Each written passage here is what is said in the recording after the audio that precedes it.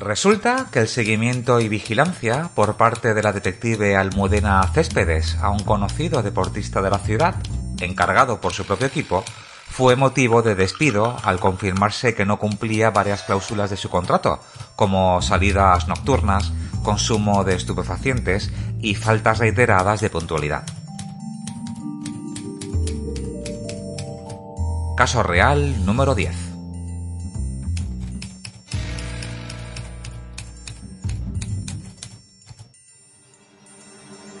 Saludos de este que os acompaña, como siempre, encantado y feliz como un colibrí, vuestro amigo y compañero Óscar Rosa como la pantera, haciendo magia con el sonido Javier Álvarez, el lujo, la calidad y distinción de Ismael Córdoba y José Luis Ibáñez Ridao, y las voces de Ana Cabello, Belén Pérez y Vicente Oroza. Bien hallados al 10º episodio de El Loco del Fondo, el podcast sobre historias de detectives de verdad.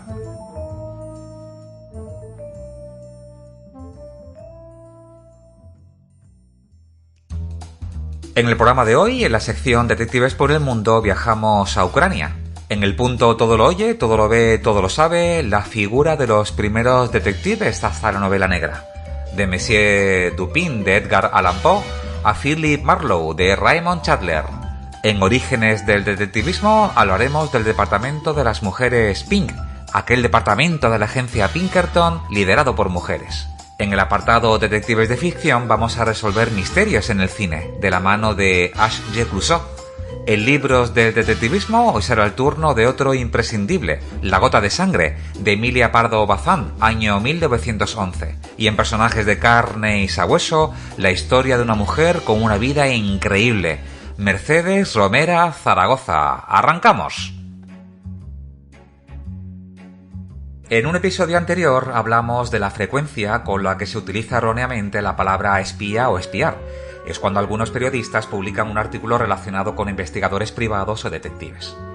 Imagino que la palabra llama más la atención y que no hay una mala intención detrás de esa connotación negativa. Quiero pensar que el propósito es que el artículo lo lean más lectores o atrapar más al espectador que se cautiva cuando aparece la palabra espía. Si este es el caso, pues no están transmitiendo la verdad. Los detectives no son espías, y tampoco espían. Lo que hacen es investigar, además siempre de una manera 100% legal y regulada. También puede ser que dispongan de pocos recursos literarios a la hora de redactar, o bien que tengan un total desconocimiento por completo de la profesión de detective. Bueno, pues para eso están los podcasts como este, o la de centenares de páginas web y blogs de detectives que explican lo que hacemos, o más de 5 colectivos de la profesión a los que se pueda acudir para preguntar. La palabra espía, cuando se utiliza en películas y en series de espías, es genial, pero cuando se utiliza como palabra para, con o sin intención para descalificar, es ahí donde viene el problema. Un periodista que sin mala intención utiliza esa palabra para calificar lo que somos o hacemos, no se puede hacer una idea del daño que hace a nuestra labor, a nuestro colectivo, a nuestros clientes y por tanto a nuestra facturación. Y claro, aquí también tenemos que incluir a nuestras familias. Así que, por favor, ya que estamos, pido auxilio. Pido por favor que no utilices esa palabra. Tenemos en español una palabra preciosa que es investigar. Reemplaza la palabra espían o espiar por investigan o investigar. ¿A que suena de maravilla? Y a partir de aquí, todo está dicho. Hola, soy Belén y quiero ser detective privado. Mi amor por la profesión comienza cuando, siendo pequeña, se da un suicidio en mi familia. Una persona muy cercana y muy joven. Cuando empiezo a ser consciente de lo que ha ocurrido, mi intuición me dice que hay mucha verdad escondida, y a partir de entonces yo solo repetía una cosa: de mayor quiero ser detective y averiguar por mí misma lo que ha pasado. Sin saber si realmente ese era el cometido de un detective, pero con la convicción de que eso es lo que quería ser, unido a esa pasión por la investigación, es lo que me ha llevado a cumplir uno de mis grandes propósitos. Y es que actualmente soy estudiante de la profesión de mis sueños. La motivación, la que siempre sentí, poder ofrecer a todo aquel que lo necesite las respuestas que está buscando. Y la realidad, que estoy profundamente enamorada del sector y de la profesión. Y cuanto más la conozco, más siento que no me he equivocado al elegirla. Una de las investigaciones por las que somos más conocidos es por los casos de pareja. Hay que saber que no todos los detectives hacen este tipo de investigaciones, pero sí es posible que a cada uno de nosotros nos hayan solicitado en algún momento este tipo de encargos. Ante esto, algunas aclaraciones para aquellos oyentes que no se dedican a la profesión. ¿El detective puede descubrirme las contraseñas de correo electrónico de mi pareja? Respuesta: no. ¿El detective puede conseguirme el listado de llamadas de mi pareja? Respuesta: no. ¿El detective puede rescatar conversaciones de WhatsApp o Telegram de mi pareja? Respuesta: no. ¿El detective puede hacer una grabación de vídeo dentro de la habitación de un hotel donde está mi pareja con otra persona? Respuesta: no. ¿El detective puede hacer una grabación de vídeo si los dos están saliendo del hotel? Respuesta: sí. ¿El detective puede hacer escuchas telefónicas a mi pareja? Respuesta: no.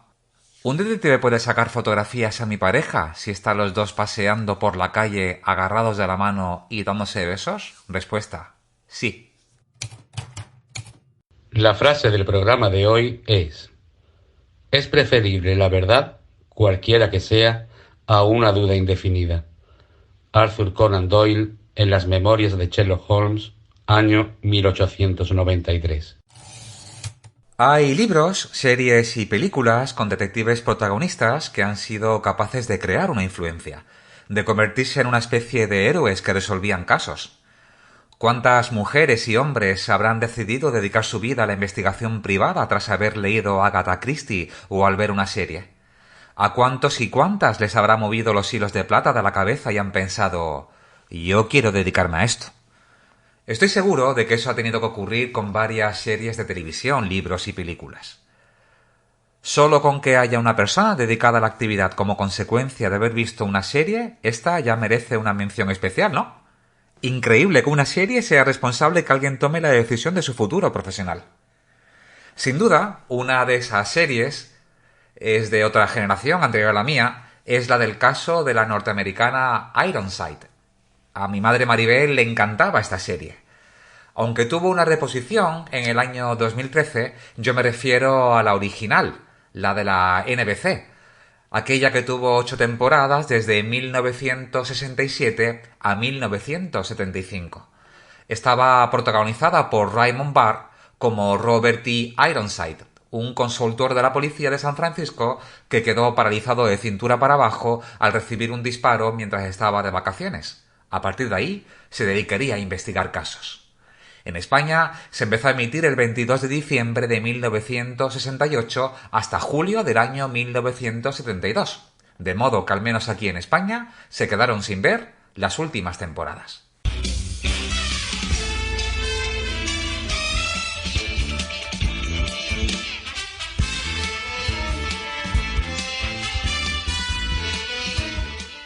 Siempre y profundamente agradecido por tu tiempo en escucharme, por cada nuevo oyente que se incorpora, por cada nuevo suscriptor, por cada nuevo comentario y por cada me gusta. Por favor, si no estás suscrito, hazlo. Solo vas a tardar un segundo. Y si le puedes dar al corazoncito, es tu forma de decirme que te ha gustado lo que has escuchado. Lo cierto es que es una de las vías que desde fuera puedan valorar la calidad del contenido del podcast o del episodio. Hoy tenemos un gran programa por delante dedicado a mujeres. La detective de Barcelona, Mercè Ferran, que además es presidenta del Colegio de Detectives de Cataluña, os envía un saludo. Tendremos más saludos en otros programas, pero el de ella era importante que estuviera en este, sobre todo por la protagonista en Personajes de carne y sabueso. Hola, soy Mercè Ferran. Un saludo a los oyentes del podcast El Loco del Fondo, historias de detectives de verdad. Ahora abróchate el cinturón y disfruta.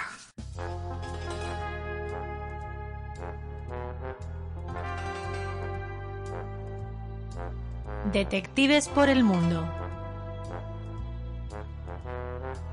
Hoy viajamos a Ucrania, país con 42 millones de habitantes y una superficie de 603.548 kilómetros cuadrados. Sirva de comparación los más de 46 millones de habitantes que tiene España y una superficie menor de 505.990 kilómetros cuadrados. La investigación privada en Ucrania suele ser objeto de debates sociales, ya que aún no está regulada por la legislación ucraniana. Desde el año 2000, el colectivo de asociaciones de detectives en Ucrania ha realizado varios escritos y mantenido reuniones para que se pueda aprobar una ley que regule la profesión. Incluso, en muchas ocasiones han estado muy cerca de conseguirlo, ya que se ha llegado a debatir incluso en el Parlamento, pero finalmente no han tenido éxito. Los especialistas dicen que la razón principal es que a las altas esferas políticas les preocupa que los investigadores privados puedan conocer lo que se conoce como el lado oscuro de la vida ucraniana, como la corrupción, el nepotismo en los organismos oficiales, el lavado de dinero y las relaciones de algunas autoridades con el mundo criminal. La realidad es que ese lado oscuro de corrupción y soborno tampoco lo utilizan todos los investigadores privados, pero no es tarea fácil gestionar contactos con los organismos encargados de hacer cumplir la ley, ya que la corrupción se considera endémica y la mayoría de los departamentos gubernamentales se enfrentan a prácticas corruptas. A los clientes no les suele gustar pagar sobornos, ya que un presupuesto es un presupuesto y ninguno se pone contento cuando recibe una sorpresa extra en la factura final. De modo que hay clientes que no les gusta adoptar estas prácticas porque saben que son costosas y que en ocasiones no suelen ser efectivas. Además, los clientes de empresas extranjeras se preocupan por su reputación, por lo que es crucial que una empresa de investigación tenga excelentes contactos con los organismos encargados de hacer cumplir la ley, pero que estén libres de prácticas corruptas.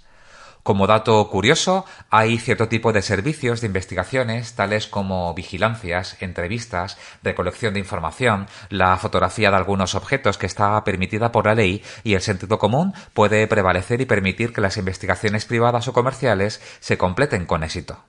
Pero al no tratarse de una profesión regulada, los hechos obtenidos y confirmados por los investigadores no pueden presentarse como prueba en los tribunales. Dicen que algunos investigadores ucranianos avanzados intentan eludir la ley y restricciones de la actividad, registrándose como una empresa de medios de comunicación y al hacerlo, las investigaciones periodísticas sí están previstas por ley. Incluso a los periodistas se les permite tener las llamadas armas traumáticas o no letales. Sin embargo, incluso en tales casos, todavía no ayuda con el reconocimiento de la evidencia por parte de los tribunales o en la obtención de derechos especiales. Otro dato curioso es que, pese a todos estos impedimentos, cerca de 2.000 personas se dedican a los servicios de investigación en toda Ucrania. Tienen varias asociaciones y dos principales están inscritas en la IKD, la conocida Federación de Asociaciones. Una de ellas es MAREKS, que se puede traducir como Asociación Internacional de Investigadores y Expertos en Crisis. Su curioso logotipo es un mapa de Ucrania y sobre él un ojo derecho. La otra asociación es la Asociación de Detectives Privados de Ucrania. La gran mayoría de los investigadores ucranianos han sido policías. Esto para la gran mayoría de los clientes es un valor añadido. Para ellos es símbolo de confianza y efectividad que su detective tenga buena relación con la policía y otras autoridades estatales. Muchos son como un mero intermediario entre el cliente y la policía, en la medida que el investigador tiene los contactos y puede empujar el problema del cliente en los organismos encargados de hacer cumplir la ley. Otra de las curiosidades es sobre ciertas lagunas en la ley ucraniana. Por ejemplo, los propietarios de marcas no tienen derecho a estar presentes en la liquidación de productos falsificados incautados por las autoridades. Fijaos qué curioso. Muchas falsificaciones se liquidan solo, digamos, en papel. En realidad, vuelven de nuevo al mercado. Igualmente confuso para los propietarios de marcas es el hecho de que un tribunal pueda decidir de una forma absolutamente legal que el producto falsificado tenga un valor comercial y, por tanto, puede devolverse a la circulación civil. Los servicios más solicitados para sus clientes particulares es el comprobar las infidelidades y localizar personas desaparecidas. En el ámbito comercial, el servicio más demandado es la localización de activos, la protección de marcas mediante la prestación de servicios antifalsificación, la obtención de inteligencia para due diligence o know your customer. También la verificación en informes de investigación de antecedentes en el campo de selección de personal, construcción de sistemas innovadores de seguridad y protección comercial o las investigaciones en casos de sucesiones y búsqueda de herederos. Todo lo oye, todo lo ve, todo lo sabe. La literatura policial se emparenta con la mitología por su facilidad para fabricar héroes, mitos, al fin y al cabo, figuras ideales con las que sentirse identificado. Un buen protagonista, un buen mito, crea adicción. Hay lectores que siguen durante años y a través de un montón de libros las aventuras de su personaje favorito. Para ellos la fidelidad al héroe está por encima del reconocimiento al escritor. De esta manera algunas criaturas literarias como Sherlock Holmes han devorado a sus creadores y otras les han sobrevivido prolongando su vida con otros escritores. El héroe de la novela policial remite también a la teoría del superhombre. Es un individuo con los atributos de un dios terrenal capaz de crear su propia ética y superar cualquier obstáculo y vencer al mal. Su oponente, el villano, suele ser también un ser excepcional. De hecho, cuanto más imponente sea el representante del mal, más fuerza tendrá nuestro héroe. En este Olimpo, la figura más importante es la del detective en sus múltiples variantes, desde el caballero amateur que deambula por los salones de la alta sociedad victoriana hasta el sabueso que recorre los callejones de cualquier ciudad contemporánea. La palabra inglesa, detective, tuvo en su origen un sentido amplio y no se aplicaba solo al profesional de la investigación. Detective procede del verbo latino detego, que significa revelar, manifestar lo secreto o encubierto. Un detective sería, pues, alguien que descubre lo oculto. La necesaria identificación entre el lector y el protagonismo, el mecanismo mágico que da sentido a la novela, queda así garantizado por una amplia galería de héroes. Como en las viejas boticas hay de todo y para todos, de cualquier nacionalidad, raza, credo, sexo, aspecto físico y profesión. Una literatura tan apegada a la realidad evoluciona con ella, es decir, los cambios en la sociedad tienen su eco inmediato en el relato policial. Cada estudioso diseña su propia cronología, dividiendo la historia del género en etapas. La que más me gusta, la más interesante para mí, es la que escribió el escritor británico Julian Simons. Simons habla de 5 etapas en su historia de relato policial, y una previa, de la que no haré referencia, puesto que es la prehistoria de la novela negra o de la novela de misterio. Con Auguste Dupin, de Edgar Allan Poe, surge el detective intelectual, un protector de la sociedad equiparable a un superhombre. El detective se distancia después y se coloca por encima de la ley y solo responde a su ética personal. El prototipo sería Sherlock Holmes. Con el advenimiento del siglo XX se hace necesario preservar la sociedad burguesa en medio de la agitación social y política. El detective y el escritor se ven encorsetados por las convenciones sociales e incluso por reglas literarias. Tras los horrores de la Gran Guerra de 1914 a 1918, las reglas de estos rompecabezas, de estos puzzles en las que solo es interesante encontrar quién lo hizo y por qué, los personajes acartonados parecen pobres. Así que la novela sale a la calle, se hace negra, realista y dura. El detective clásico norteamericano nace entonces, y nace de una fusión. Por un lado, el investigador británico, inteligente y observador, al que se le suma el espíritu del western, el héroe solitario con un código propio y capaz de enfrentarse a cualquier peligro. Vendría a ser como mezclar en una coctelera a Sherlock Holmes con el sheriff Will Kane de Solo ante el peligro. Después, ya en los años 40, 50 y a partir de los años 60 y 70 sobre todo, el género se diversifica en diferentes subgéneros y se extiende por todo el mundo.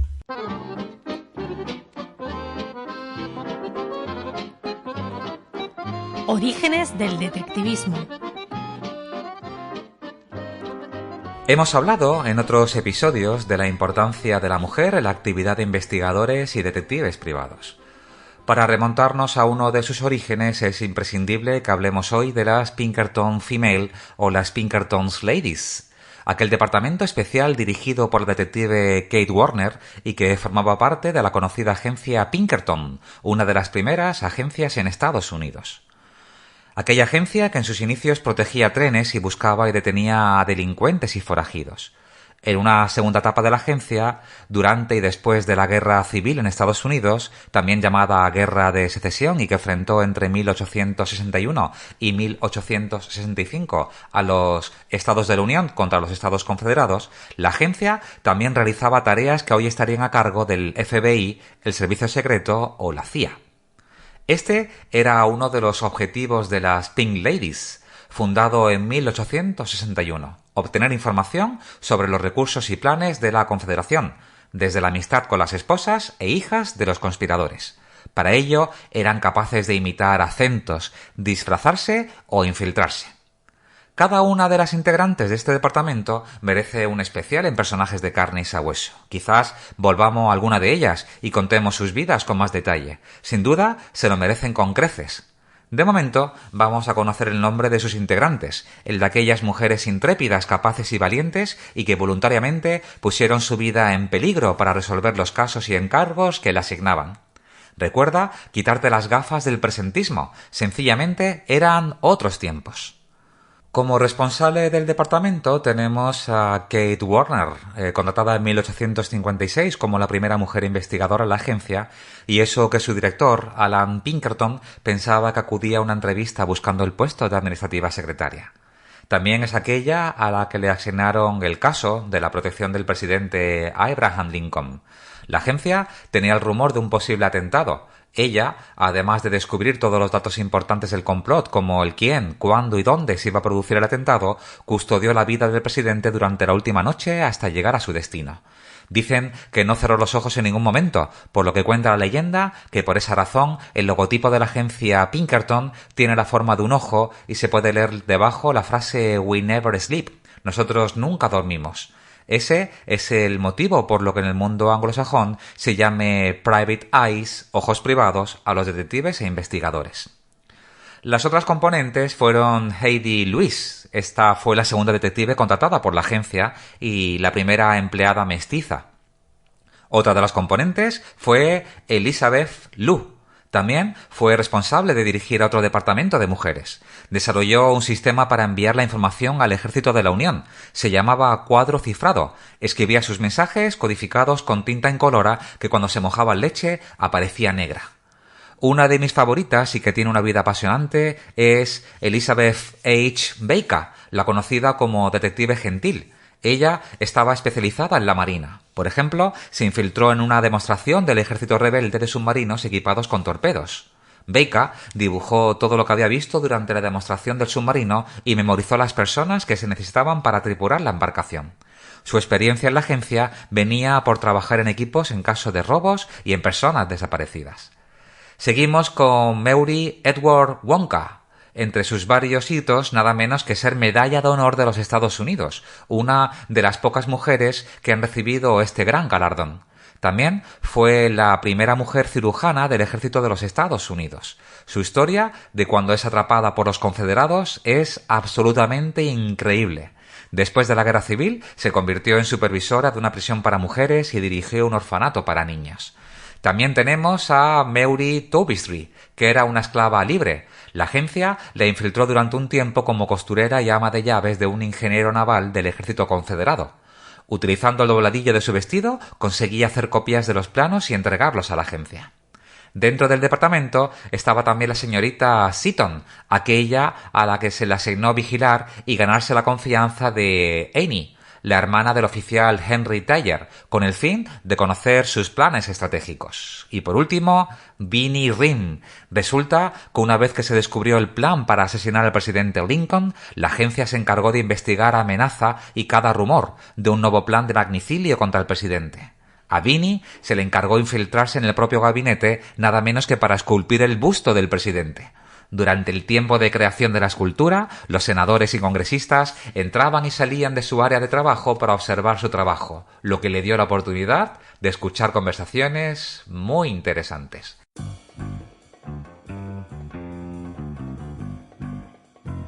Detectives de ficción.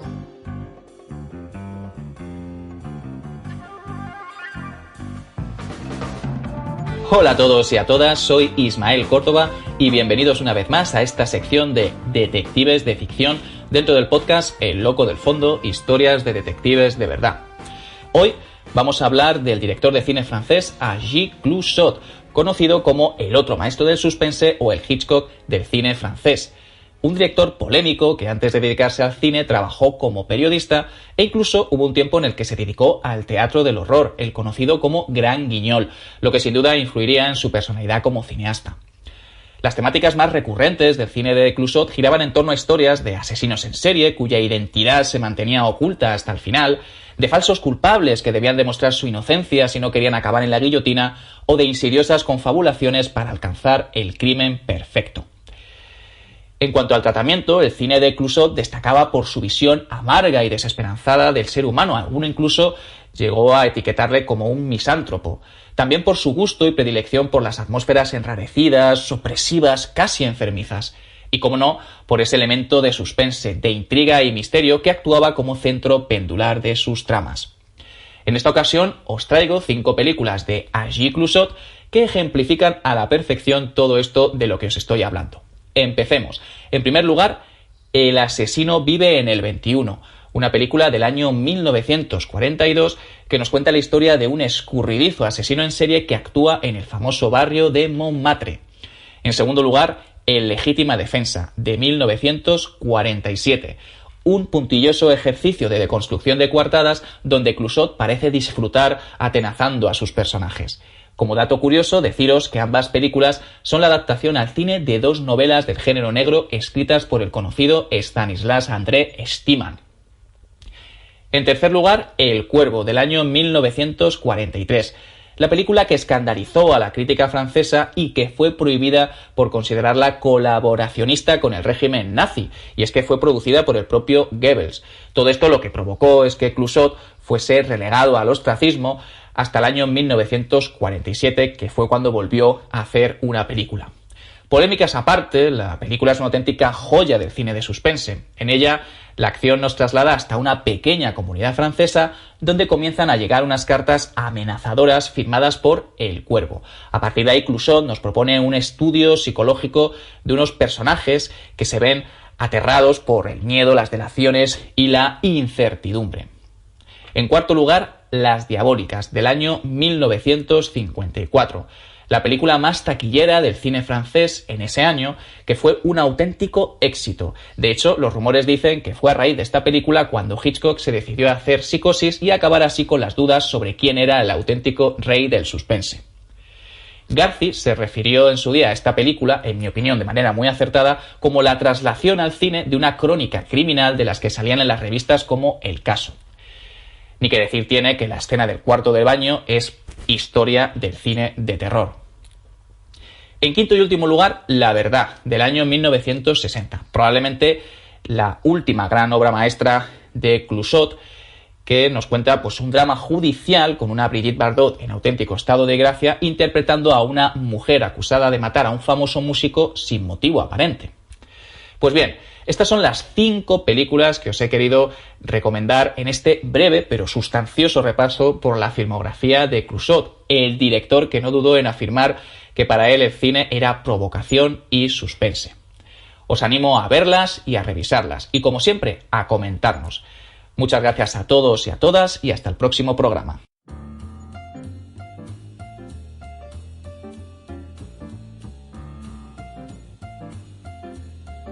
Libros elementales.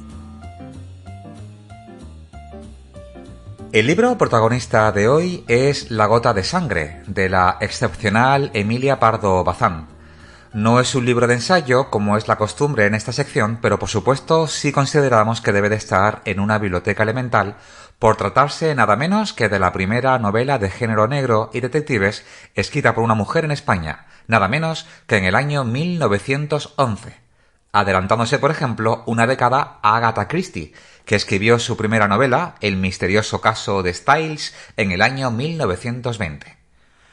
Emilia Pardo Bazán y de la Rúa Figueroa está considerada una novelista, periodista, ensayista, crítica, literaria, poetisa, dramaturga, traductora, editora, catedrática, aristócrata y conferenciante. Toda una precursora en sus ideas acerca de los derechos de la mujer y del feminismo. Era hija única de una familia aristocrática. Su padre fue un gran defensor de los derechos de la mujer y le dieron la mejor educación posible. Fue una viajera incansable y conoció de primera mano las obras de Conan Doyle y su detective protagonista. A nivel personal, se casaría con 16 años con José Quiroga, del que se separaría en 1864, y una relación preciosa de amor con el gran Benito Pérez Galdós, que duró más de 27 años. Al escribir La gota de sangre, lo hace como una sátira. La novela clásica inglesa de este género se basa en un detective aficionado, más inteligente que la policía y que resuelve los casos gracias a sus dotes de observación y deducción. El delincuente siempre es atrapado. En cambio, en La gota de sangre, el protagonista, que se llama Selva, es un aristócrata que lleva una vida un poco aburrida. Un día vuelve del teatro, se encuentra el cadáver de un joven empresario que ha sido asesinado y decide iniciar una investigación para encontrar al culpable. Se convierte de ese modo en un detective aficionado que va a resolver un crimen, con el deseo de solucionar al mismo tiempo su vacío existencial. Entre sus obras destacadas está La cuestión palpitante, del año 1882, una compilación de artículos. Este libro fue todo un escándalo por los temas tratados en la época. Incluso su marido le puso un ultimátum y acabaron separándose. Otra de sus obras es Los Pazos de Ulloa, en 1886. Hay muchas más. En el año 2021 se publicó una novela inédita de la célebre escritora gallega. Se trataba de Selva, que se puede considerar la segunda parte de La gota de sangre. Es del año 1912 y se encontraba en un manuscrito del archivo Pardo Bazán, custodiado por la Real Academia Gallega. Personajes de carne y sabueso.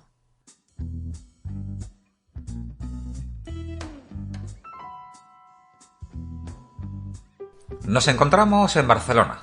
Es el final de la Guerra Civil Española. La familia Romero Zaragoza vive de una forma holgada gracias a las rentas del progenitor, Onofre Romera Jiménez, de Almería, antiguo teniente de complemento de infantería, conocido caballista de carrera de cintas de finales de los años 20 del siglo pasado y auxiliar de Hacienda tras obtener un concurso y oposiciones en los años 30. Se había casado con María Zaragoza Muñoz y juntos sostenían una vida feliz. Durante los primeros años, Onofre se dedicaría a trabajar en una empresa alemana de exportación. Años después, solicitaría la licencia de detective. Le dieron la número 52 y se dedicaría a la investigación privada a partir del año 1950. Onofre fue también conocido como el Maestro. Dirigía el despacho de detectives CREFI, acrónimo compuesto a partir de Credo Fide, en latín, creer y tener fe, haciendo referencia a la disposición con que debe conducirse al cliente potencial hacia el investigador privado. Tenemos que imaginar unos años en los que coincidiría en Barcelona con Eugenio Vélez Troya o con Antonio Corcoy. El 8 de agosto de 1940 en Barcelona vino al mundo su primera hija, María Mercedes Romera Zaragoza. Siempre fue una niña muy peculiar, alegre, coqueta y con una fuerte personalidad. Cuando tenía 2 años, Mercedes recibe uno de los mejores regalos que le daría la vida. Nace su hermana María del Carmen, que sería conocida como Nené.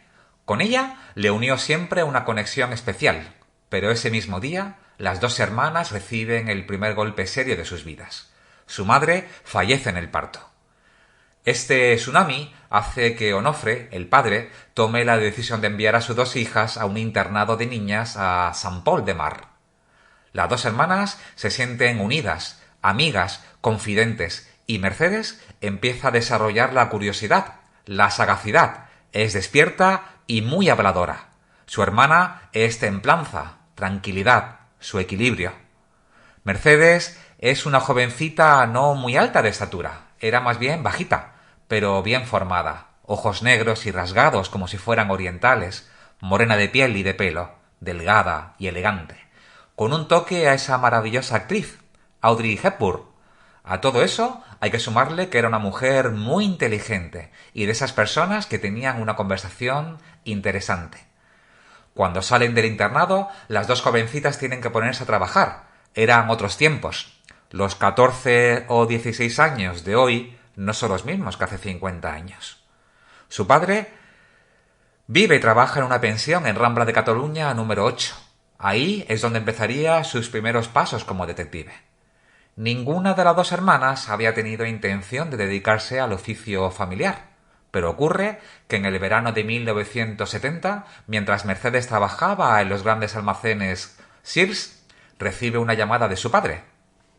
Onofre se había quedado sin secretaria y ella se ofreció a ayudarle para aliviar la carga de trabajo. Es ahí donde se dio cuenta que le interesaba todo lo relacionado con el oficio. Todo le llama la atención. Empieza a desarrollar su sagacidad, Le encantaba escuchar detrás de la puerta a su padre hablando con clientes. Imaginaba la planificación y la acción del desarrollo de la investigación. Su padre la pone a prueba y le pide que realice una investigación fuera de la oficina. El caso, una infidelidad. El investigado, un marido. El método, un seguimiento de un Ford Mustang.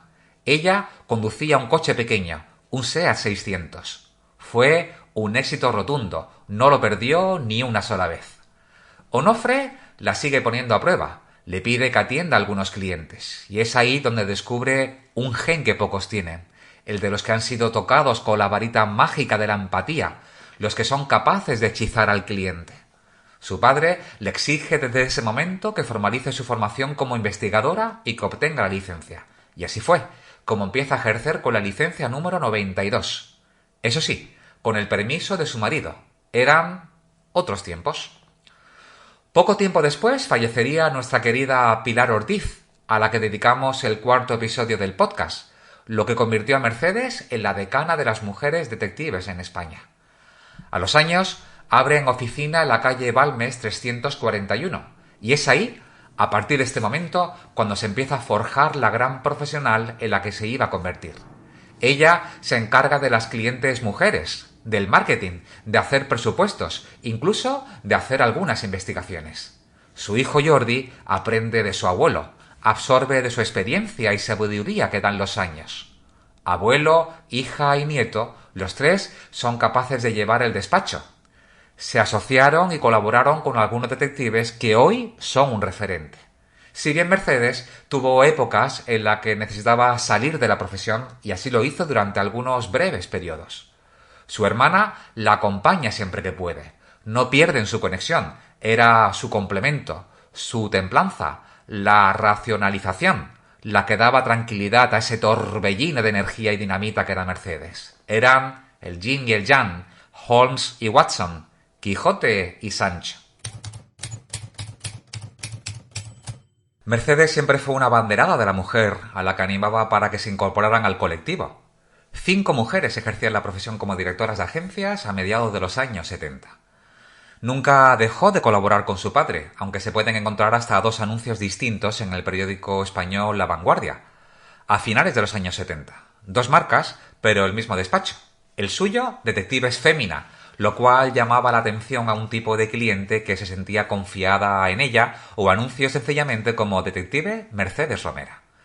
Desde el punto de vista de marketing, sus frases en anuncios publicitarios fueron ciertamente originales. Por ejemplo, decían: Detectives Crefi, organizados legal y profesionalmente para realizar con verdadera eficacia cualquier tipo de investigación financiera o privada, en cualquier parte del mundo. O no investigamos sobre cuestiones de matiz político ni laboral. Le deseamos que nunca necesite usted de nuestros servicios, pero, por si no fuese así, recorte y guarde este anuncio.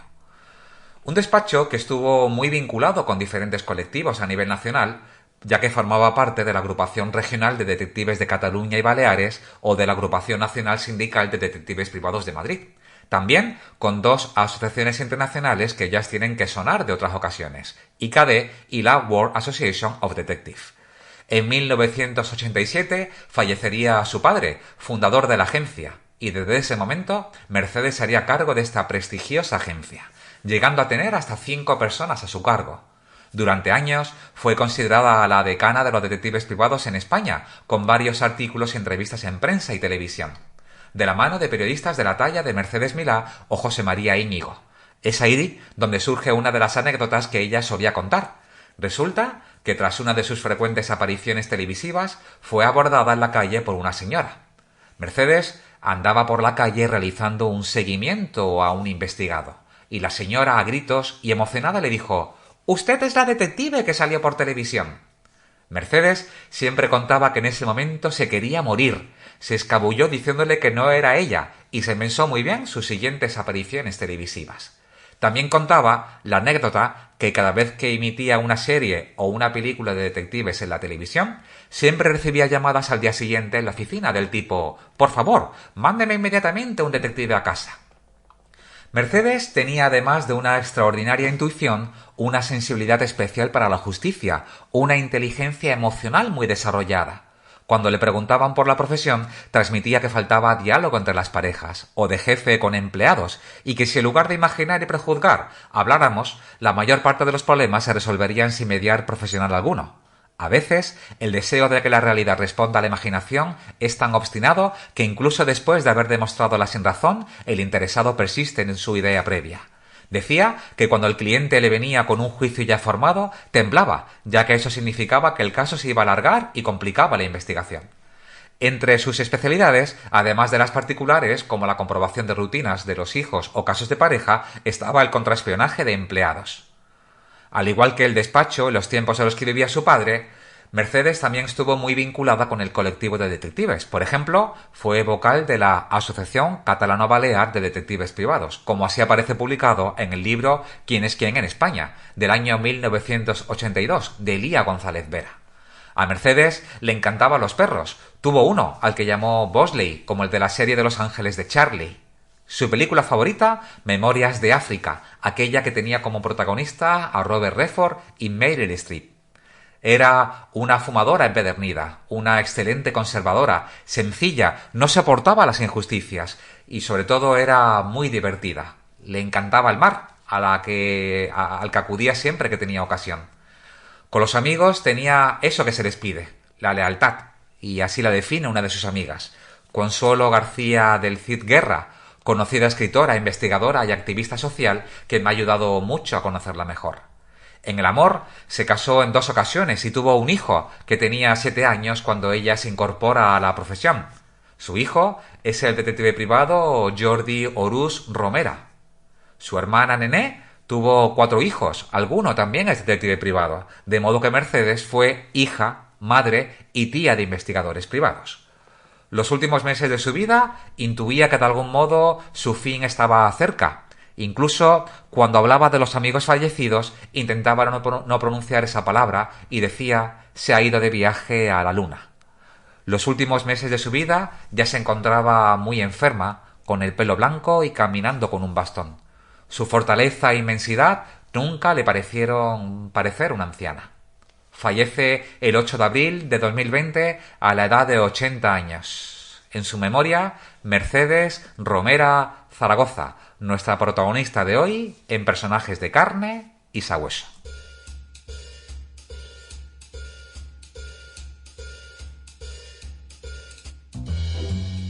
Con esto llegamos al final de este 10º episodio.